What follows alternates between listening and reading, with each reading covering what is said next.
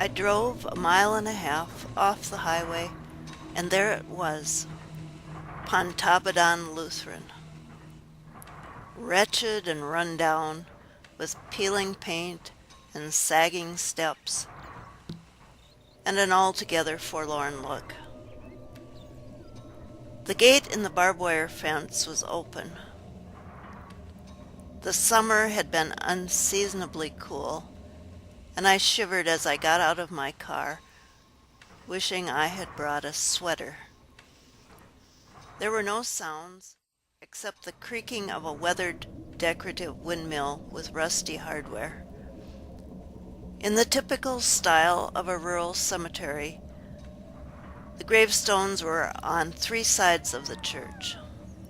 Earlier in the day, at the town Art in the Park, I was drawn to an ornate pendant on a crude and heavy gold chain. The circular stone was about 40 centimeters in diameter and a glossy, almost velvety black. I said to the artist, "I'll have this." The woman in charge of the display booth looked up from her paperback novel. She was middle-aged, vaguely goth or psychobilly in appearance, in her retro black satin sack dress and white face powder. "You've purchased a piece of history." My ears perked up. "How so?" "You do know that this is black onyx?" she asked me in her truck stop waitress voice. "Yes, it's amazing how you've set such a common and abundant stone in gold. What with gold going at $1,700 an ounce. Not to mention the fact that black onyx is color enhanced." "You mean dyed?" "A well-kept trade secret for centuries. The process is described by Roman historian Pliny the Elder in his natural history writings." The woman was no dummy. Her costume and makeup went with the merchandise she was selling.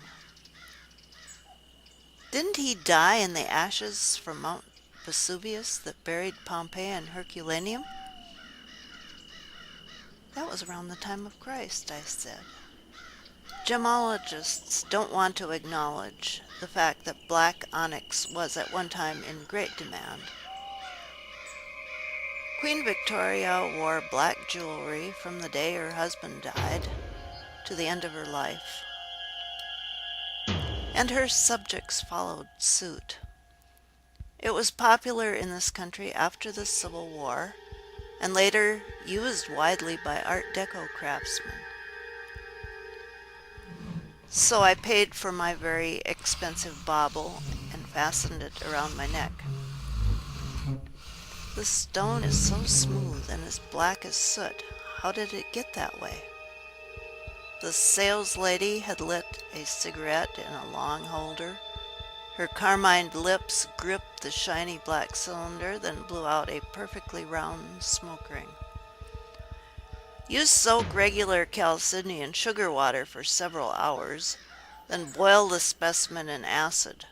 The carbonic material is burned to charcoal. It can be any carbonic material. The ancients probably used blood." I swallowed hard. "But this onyx is of a more recent vintage." "I bought that stone at a local estate sale. There was a story about the family, something that had happened in the early part of the 20th century. A murder and dismemberment and a suspect who walked. I was curious, but now that the stone is yours, the matter is irrelevant to me." And that's how I left Art in the Park and found myself in the Pontoppidan Cemetery, searching for the Ingebrigtsen graves. I would photograph the headstones and carry the images in my billfold. My new necklace could make quite a conversation piece. I finally located the flat monuments. I had to chuckle. Yes, I've been told I have a morbid sense of humor. Two graves were in one plot, and the distance from the head to the foot of the man named John Ingebrigtsen was half that of the woman, his wife.